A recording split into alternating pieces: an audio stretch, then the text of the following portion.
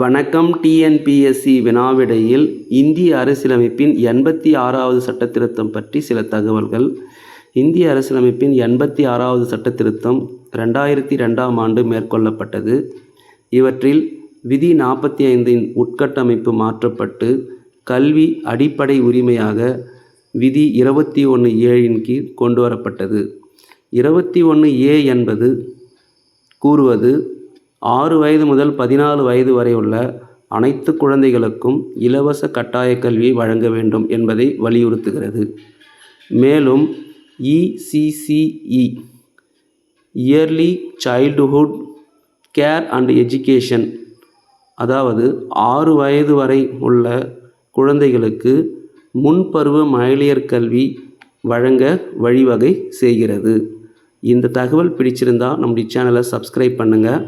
மேலும் 86வது சட்டத்திருத்தம் 2002ஆம் ஆண்டு மேற்கொள்ளப்பட்டுள்ளது என்பதை நாம் நினைவில் கொள்வோம். நன்றி.